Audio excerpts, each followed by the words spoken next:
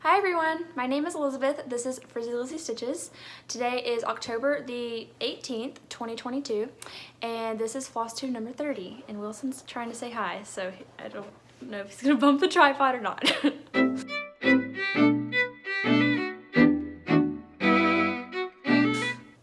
Alright, so it's been 2 weeks since my last video. Wilson is being so cute right now. I don't know if I can really he's trying to, he's putting his head in my lap and he's being really cute. Okay, anyway. It's been 2 weeks since my last video. I have worked on four crochet projects and four cross stitch projects and 2 crochet projects. There we go. So I will be showing you all of those things today. Because I did some crochet, it took away from stitching time, so I haven't made, I mean, I guess I've checked off like 2 of my October goals so far out of the 6 that I made for myself, so that's probably pretty good, but yeah, anyway, so yeah, okay. Next up, I also just had a couple random things to be chatty about, I guess, that are not stitch related. So yeah, so first one is I'm really excited about music this month because Charlie Puth just came out with an album last weekend and I'm obsessed with it. It's called Charlie and literally every song on it is awesome. My favorite is I Don't Think I Like Her. And then this weekend, Taylor Swift and Carly Rae Jepsen are both coming out with new albums, so I'm super pumped about both of those.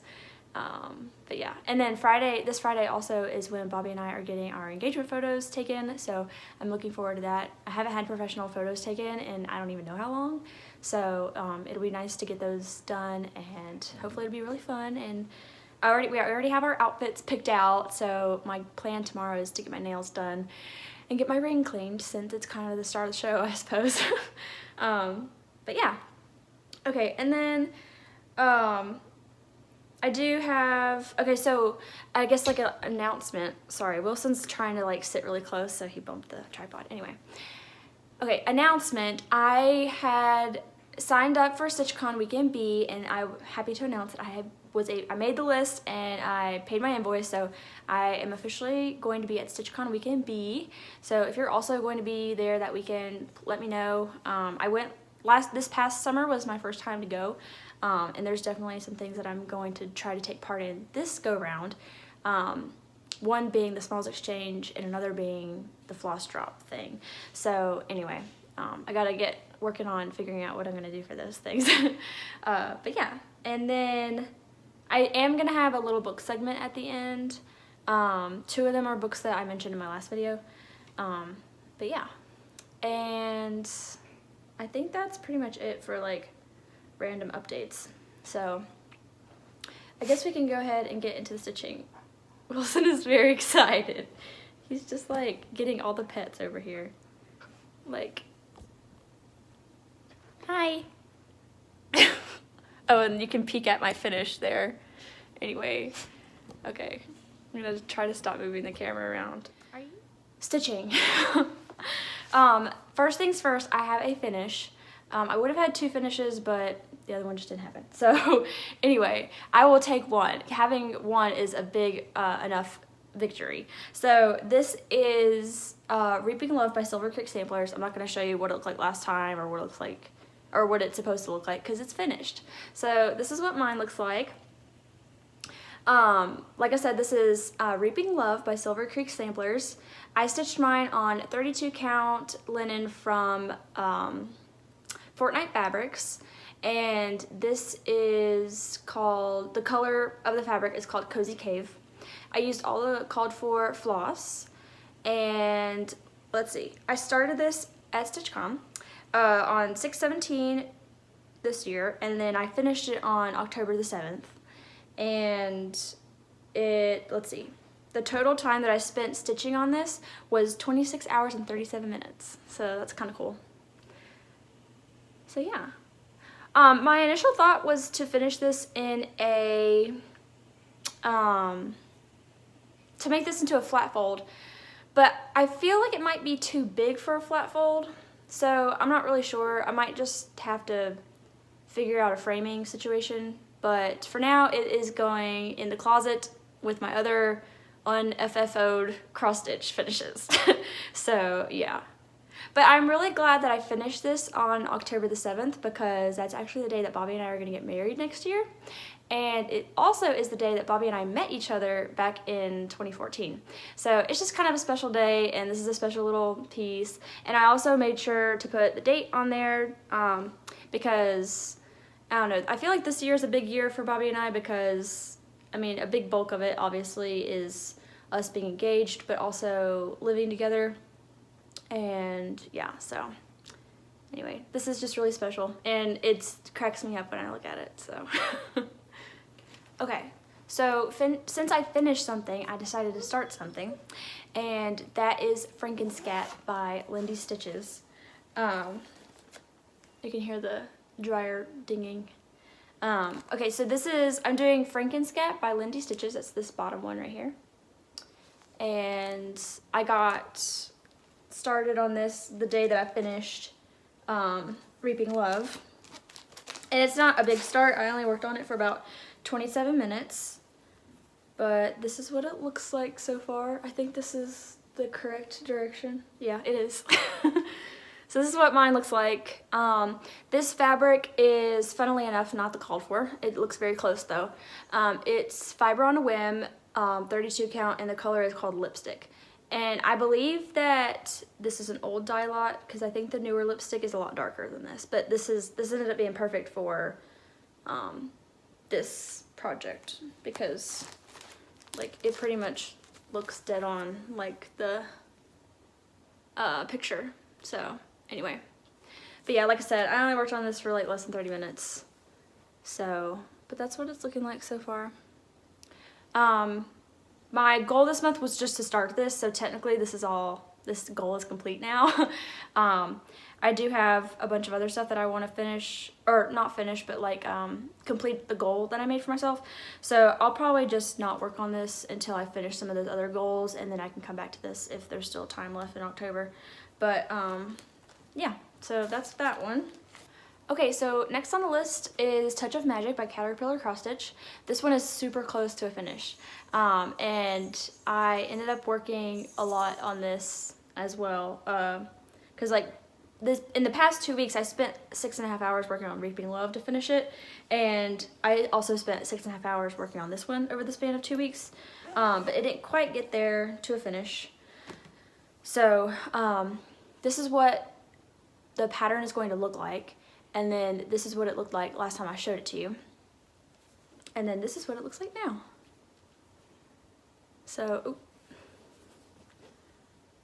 it is definitely almost there.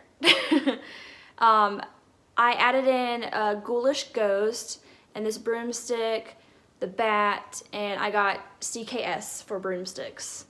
Oh, and the word fly. My needle minder is in the way. But yeah.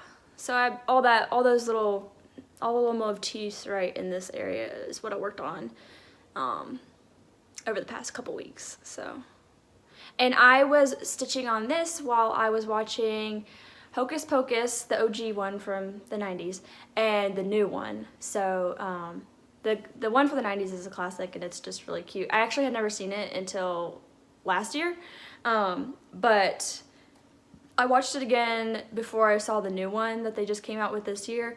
And the new one was cute, but it definitely, I feel like, is kind of completely separate from the first one. Like, you definitely don't, I mean, I guess, they've definitely mentioned the first one in there because they're the Sanderson sisters, and that's just kind of like, it's kind of a hit. The movie's more about them than it is anything else.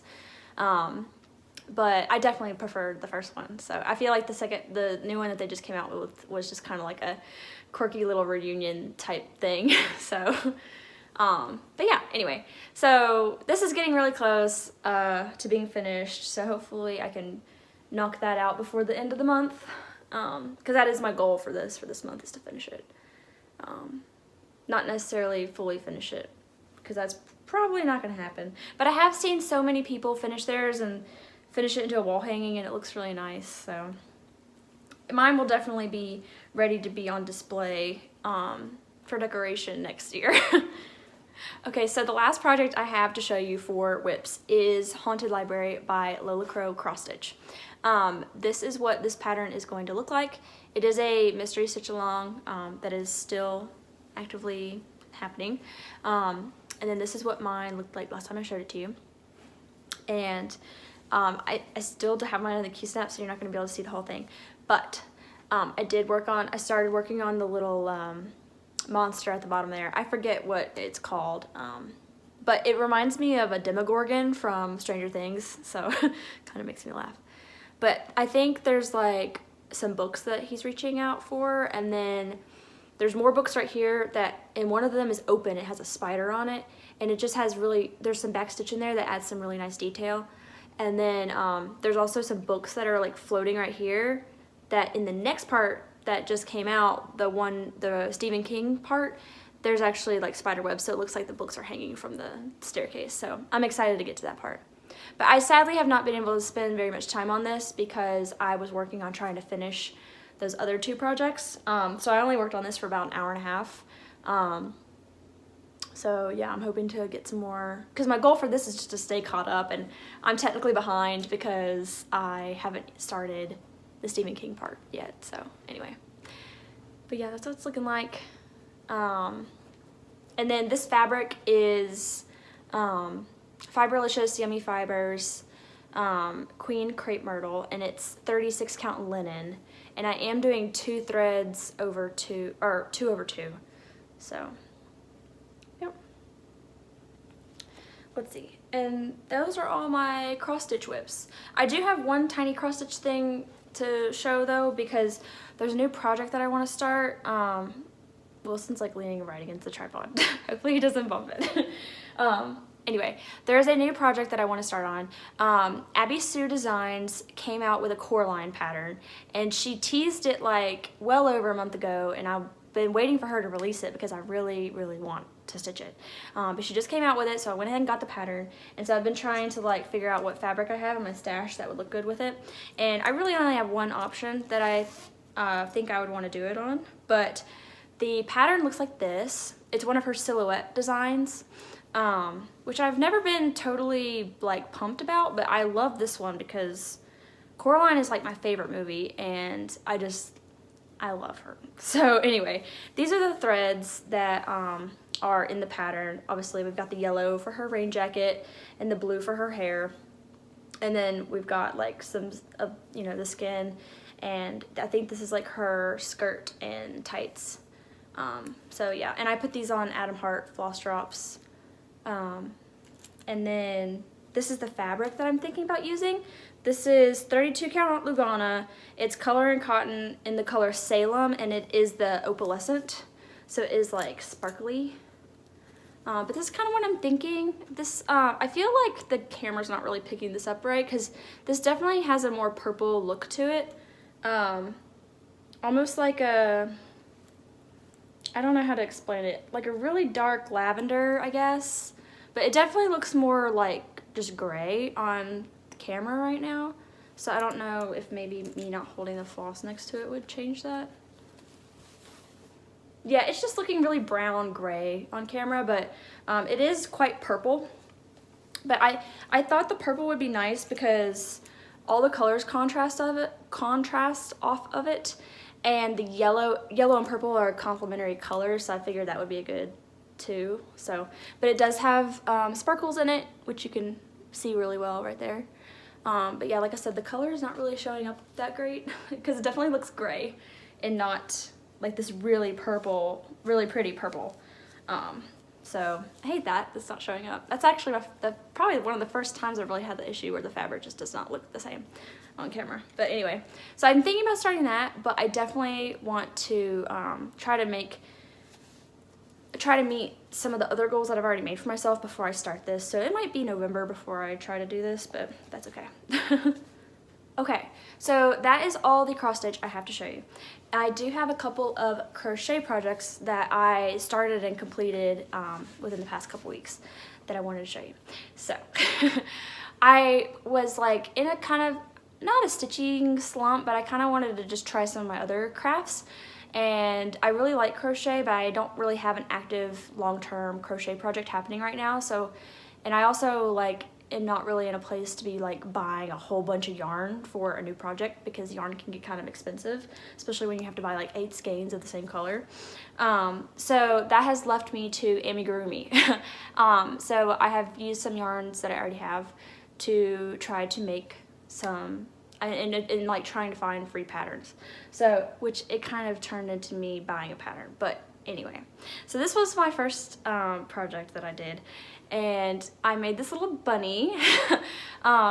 This is made with the Bernat Velvet yarn, and this pattern is from a menagerie of stitches. I will link the patterns that I use below. But anyway, this bunny is so cute.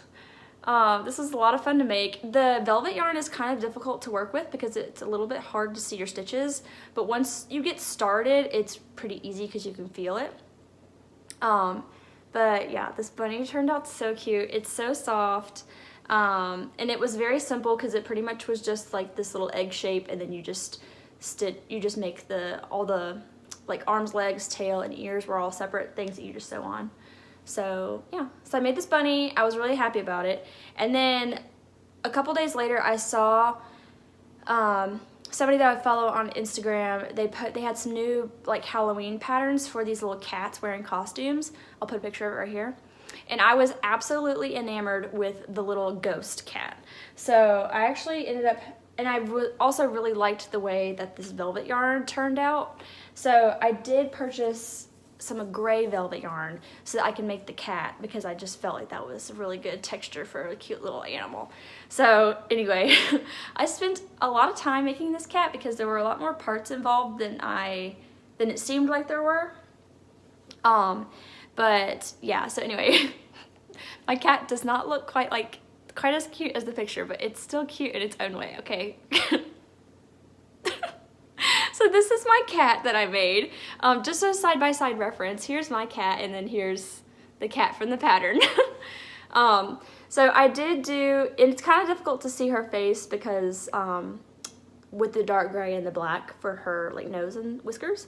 But I did try to do the little yellow around the eyes. And yeah, so anyway, there are a few things missing from my cat. Like, she's supposed to have pink right here. I just didn't do it. And she's supposed to have a little trick-or-treat basket. I just didn't make it. So anyway, but this is my little ghost cat. She's pretty cute. I was like a little bit disappointed when I finished her because she didn't look quite like the picture.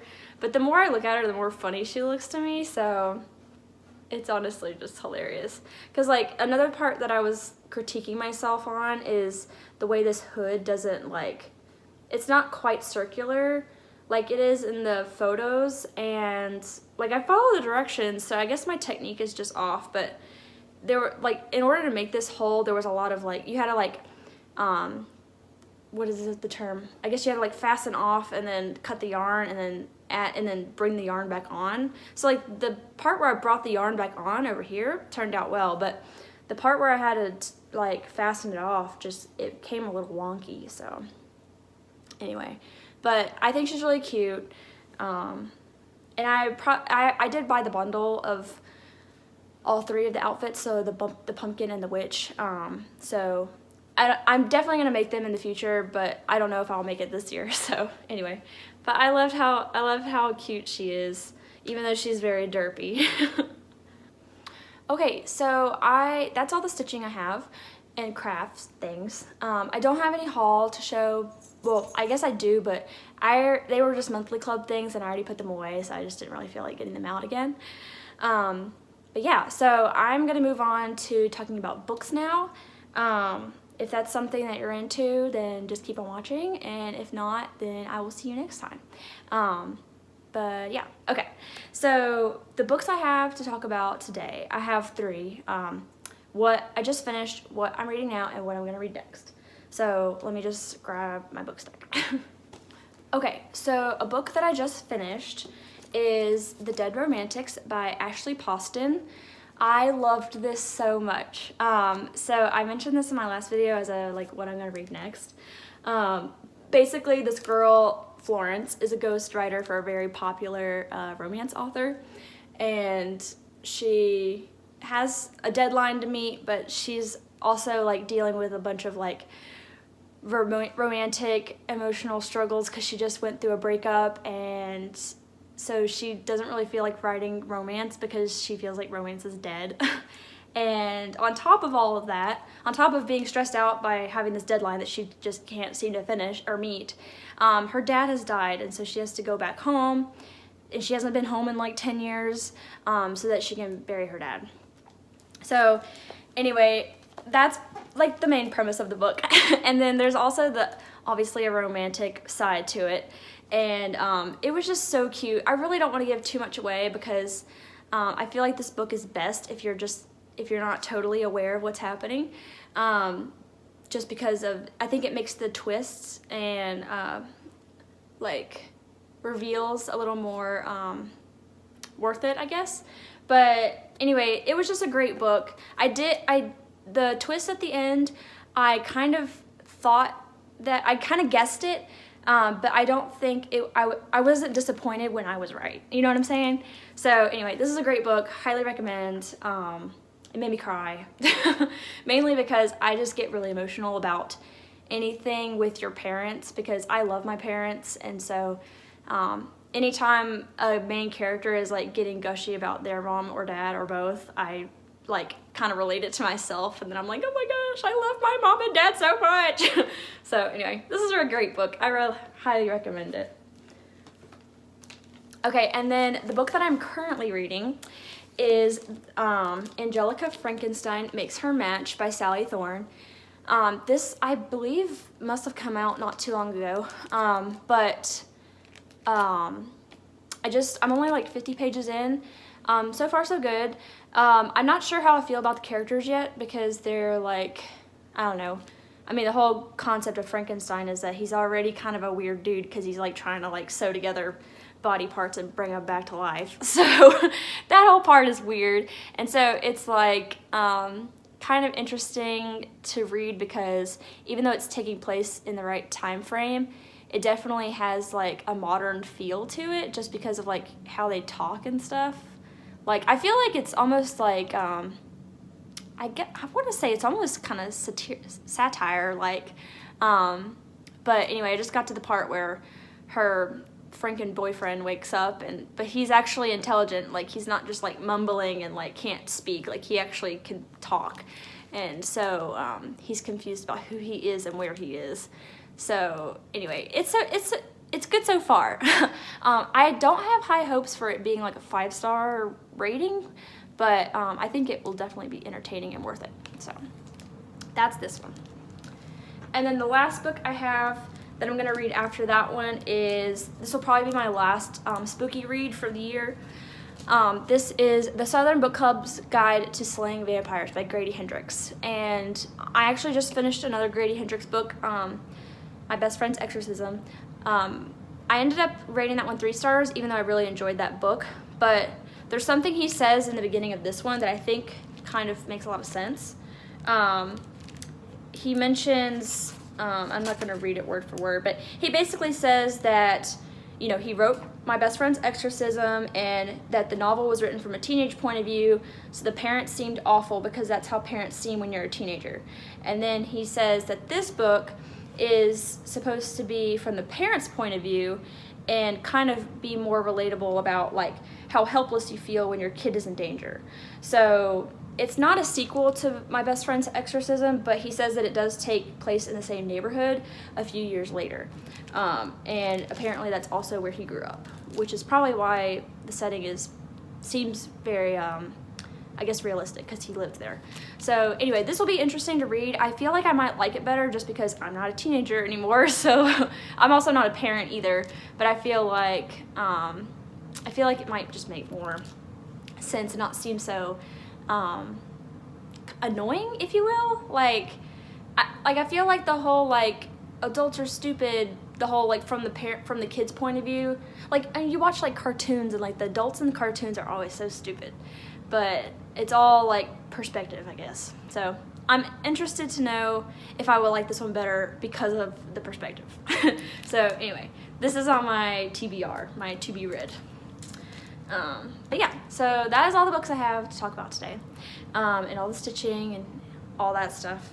So I did not write anything else down on my notes. I hope you all are having a great October, and let's see. I didn't really prepare. I never prepare a question. I'm always like, oh, I'm gonna ask a question at the end, and I never think of what to ask. So just let me know how you're doing. Let me know what you're stitching on, what you liked in today's video, whether it was a stitchy project or a book that I mentioned. And I will talk to you guys in 2 weeks. So bye.